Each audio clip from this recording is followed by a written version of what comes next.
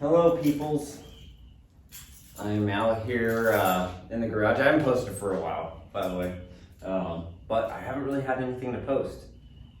Done scrapping through the donor car here. Sad day. This is my first MR2. Might be saying goodbye to it today, but we need the room inside the garage. I got a lot of other vehicles laying around here too, so I'm actually shuffling vehicles around right now so we can get this one out of the garage here and where somebody can pluck it out from my driveway. But I think this is it's a bittersweet kind of thing, you know what I mean too. I'm pretty happy that I'm gonna have the extra room because we really need it. I really need it in here too. 2.5 car garage is, you know, about what you need bare minimum to take on projects like this.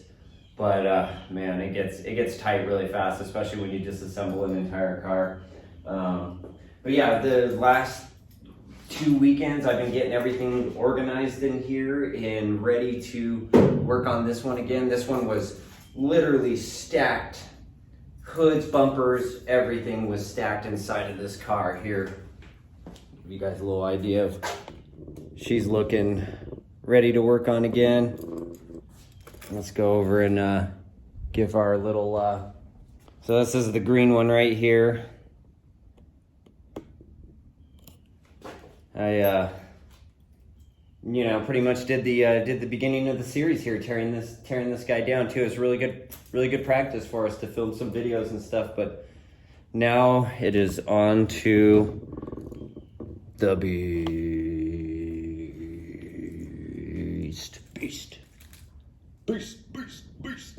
Probably hear all these keys jingling in the background, but I don't care. Right now we're gonna throw a little bit oil in the truck. So I'm gonna move the truck around to the front, and then we're gonna push this guy. Yeah, going out right now. So I don't know, a little bit bittersweet, like I said. But bye my love. Like I said, this might have even been through building cars had it not been for this little vehicle. Sound like I'm Canadian on these videos. Anyways, I'm not, by the way. I'm not. Love you, Canada. Just not, you know. Giving us a lot of really good people, you know. National treasures for us.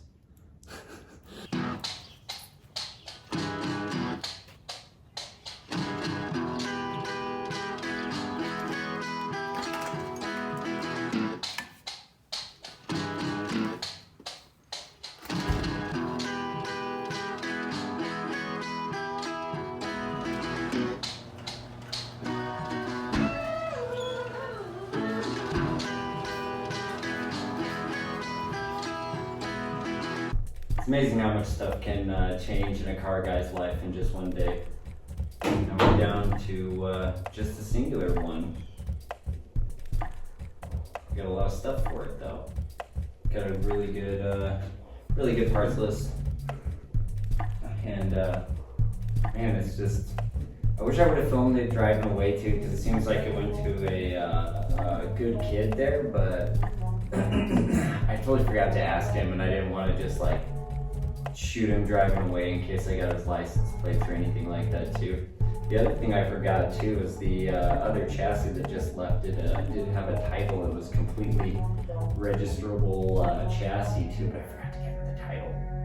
If you're watching this, man, feel free to reach out to me and we'll get you that right in your hands there. But yeah, now we got a lot of room for activities. So much room in here now. And yeah, this guy still rolls around and moves and stuff like that too, so we'll be able to do whatever we need to do. But this guy, once again, is an SW21 chassis.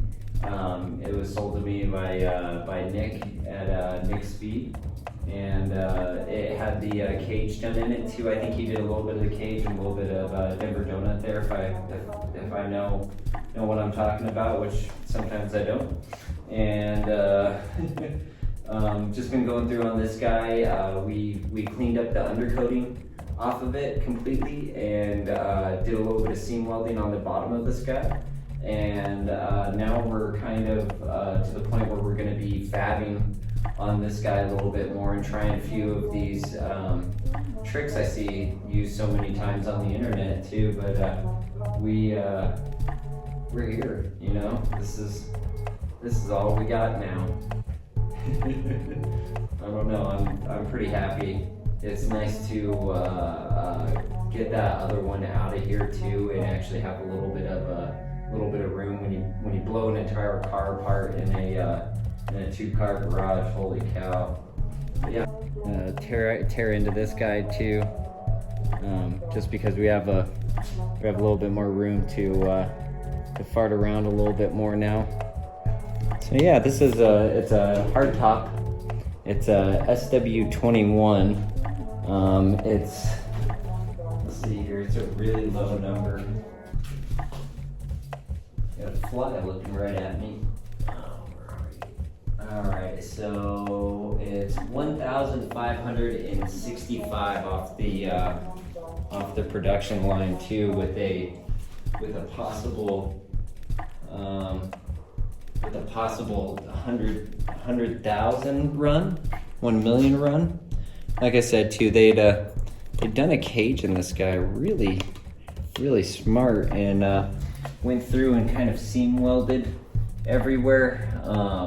I'm just kind of finishing some of this stuff up too, but this guy was almost ready to start bolting some stuff on, really. You know, we gotta lay some paint on it and stuff, but around back here too, you can see where we kind of left off, really too. We still need to finish off a little bit of seam welding on the strut tower here, but we've pretty much hit everywhere where we want to go back here. That one's fully complete with the exception of that inside section too, but once again too, nothing too bad there. It is pretty thin stuff too, so we have to be careful not to blow right through it, but I think this probably be one of the stiffest SW21 chassis ever. Now we are not going to run the stock fuel tank too. We're going to run a fuel cell up in the front and kind of carry everything through this tunnel right here all the way into the back here. This floor portion is also going to go right in here. We're going to be cutting that out here soon and kind of mocking up a little bit of stuff in here for the intercooler and a few other things that we're going to do back here. I think we're still going to do an ice bath for the intercooler, even though I think it's going to stay pretty cool, really. Parts hanging off. But yeah, we've gotten pretty darn far on this guy here. We're gonna do a kind of V-mount setup too. That's kind of a bad name for it though, really, just because it's not in a V too, but essentially the radiator comes up along in here, and then we do a large air vent right through here. But the trick to doing this stuff actually too is that you want to match some sort of aerodynamic contour too, because if you're just ramming air into this chute, it like literally flings it up and over the car, and you get zero aerodynamics in the front here, where they've designed all of 90% of the design of the car from the manufacturer too comes from the windshield angle with the attack angle of the headlights with the cowl there. But yeah, I always love being able to actually get in cars and actually explain things too, because the big design for the cowl back in the day was because there was a lot of negative pressure right in this area right here, so they actually wanted to utilize that negative pressure or push through it and create a you know, kind of a system where it can actually meet with the attack angle of the windshield there. But yeah, 3S GTEs, I really like them. very similar to some of the 4Gs and Ks and stuff like that too that I played around with a little bit in the past. But this guy is a Gen 3.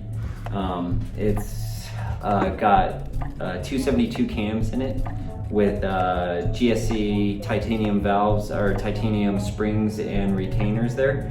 It's actually stock valves too because I kind of wanted to keep the lash, as well as the valves. Once I cleaned up all of the crustiness off of them, man, they are really crusty. But after I cleaned up these valves, they're actually wicked sharp and fit the valve seat really perfectly. We did a little bit of volumetric measurements, or a little bit of confirming of volumetric measurements too, by adding fluids to our recesses.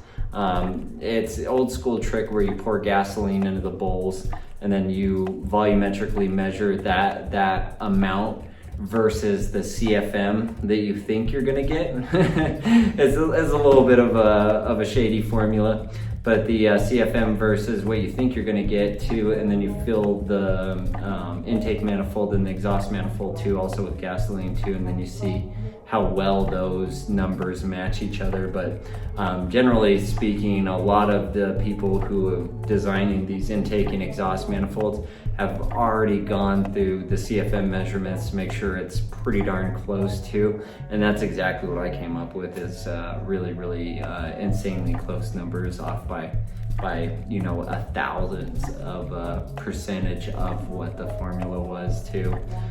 So we're really stoked. I think that this, but I don't know if you guys have ever heard this too, but a lot of people call these guys air pumps. And that has to do a lot with whatever the head can move is what you will make, really. And this is because we're talking mechanical devices, you know what I mean? Whereas like a lot of people think that, you know, us just putting turbos on these things and stuff like that too, it amplifies or it creates this whole new mechanical ability for the engine, when in actuality too, you, unless you're going through and changing the compression or the, you know, the stroke, the volumetric measurement of how much it's actually moving, you really are just kind of tinkering with just small little variations in the ability of these guys here. Holdner out on the internet too, he always said that boost is a multiplier. It's just gonna multiply what the ability already was of this engine to move air in and out of it too. And like I said too, as little restrictions as possible too, I think gets the best results. It's iotas that we're playing with here too, like literally iotas. So I don't know if it's really gonna make me, you know, that much faster than the next guy on the track, rather than being out there and getting some seat time and stuff. But when I'm building these things, I guess this has probably been the one that I've been the most accurate on and employed the you know, most amount of shit on, the most amount of blueprinting, parts choices per blueprint, you know what I mean too, machine work, all the 9 yards. I think I did this engine is probably my Mona Lisa, really. And well, I don't know, who knows too, maybe the next one I build after that one too would be pretty good too, but this one I think is gonna run very good. Let's look at some of the other stuff I got. Yeah, like I said, we got kind of a parts list going, really. Over here is just kind of all of the turbo suspension rack and you know, some wiring, pedal boxes, all their shift stuff is over there, besides the transmission obviously. But anyways, we got some Megan coilovers. I bought these for the donor car right about before I took it off the road there. It had some looseness in the front end there too that I think was due to some patch welding maybe, I don't know. Well, I'm still gotta clean up with quite a few of these parts that I took off of the donor car too, and see what real type of shape they're in. But they felt pretty tight when I was taking them off, honestly. They didn't feel like they could have been causing that slot too, so I might be laying some sort of problem over onto this one too, but it's a manual rack that I have there too, so fuck, if I can't figure that one out too, I probably should figure out something else to do with my time. But yeah, some Megan coilovers, a ton of brand new gaskets, a bunch of V-band stuff and whatnot. Oddly enough, actually, the turbo that I'm using ended up going to a T4 connection, and I got the Garrett hot side for the T4 as well too. That's a little 3076 action we got there. And yeah, you know, it's got a FT450 that we're going to be using to control the entire thing. Intake manifold from Racer X there too, with a Ross Machine Racing throttle body. These are pretty much the heavy hitters that you see out there for the 3S GTEs too. But like I said too, we're really trying to do everything correct and make something that's going to last for a little while. I got a little bit excited when this EPA crap kind of came out too, so I kind of rushed a little bit and got the 450 too, which I think might have been a little bit of a hurried decision too, but I think we're going to still make everything that we want to with that guy.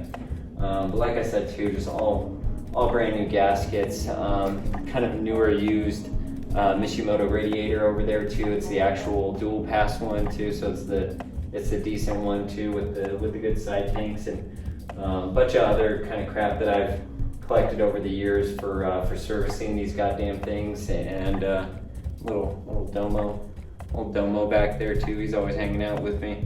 A few other guys over here that I don't know if we'll be using, but this is kind of like a repeat of a previous video too. But like I said too, I think a lot of people are probably going to jump off from right about here. But those are some Rota grids over there too, in a staggered setup too. So I think they're like 8.5 in the rear and 7.5 in the front, 17 inch. Pretty decent offset too. It's just what fits the. I'm sure whoever got these got them primarily to fit the MR2 itself, really. So those fit a lot of MR2s there, 5x114.3. Oh yeah, and then subframe, an automatic. I don't know what the automatics are called for the Celica. I'm not sure what the family name is, but the famous old turbo transmission there from the MR2. And that one's the E153. When I got this transmission came out of the donor car, the green car. It didn't have 5th gear in it too, so I've been kind of messing around with it a little bit. But we shelved it for a while some other bigger things landed in our lap too. But we still have to address that one. And then there's a 98 plus 5 SFE right back in there as well too, as well as some turbo brakes and a few other goodies too. And then we also have the I really like these wheels. They kind of grew on me over a period of time, but these are the GTC O2s, and they're the super old 90s version of them too, that are actually nitrogen filled. Not the tires, but the wheels have cavities in them themselves that are nitrogen filled too, so they could get a better weight out of these guys too. They're actually one of the lightest wheels ever produced, believe it or not too. They might be the lightest wheel produced for the open market too. But these ones were built specifically with race in mind too, because they have the dual valve stem on them too. So what you would do is you would be airing up from one valve stem while you actually had the tire pressure on the other one too, so you could get accurate instant tire pressure too, so you weren't like goosing the valve and whatnot like that too, trying to let out a little bit of air when you overfilled it too. You fill it to the exact amount every single time. Crazy stuff though, really. I love these old Japanese race cars are where it's at, really. Yeah, so follow me along. Really, we're gonna give this guy some blue. Fucking love boat. Friggin' These things aren't light either, too, man. Carrying that other one up onto that dude's trailer, ooh, baby. My back's gonna be sore tomorrow. But anyways, that's probably where we'll leave it off, you know. Like I said, I haven't posted a video for a really long time, so I mean weeks, but you know, yeah, that's I wanted to get started just kind of tearing that one down and kind of showing you guys what it was like to tear some of these cars apart, really, too, to get the parts that you want and parts you need off of them. Yeah, we've made all of our progress, and now we got one, and we better get it done. This will push us. This will push us good too. But yeah, I'll be back here next week. Where we're gonna do some more cutting on this guy and do a little bit more fab work too. Probably lay a little bit of paint on the bottom. I don't know if we're gonna get this all done in one day. One thing about filming and working on these cars too, is it always takes you a little bit longer than what you're thinking. But yeah, that's where we're at. We're ready to rock and roll. Race cars.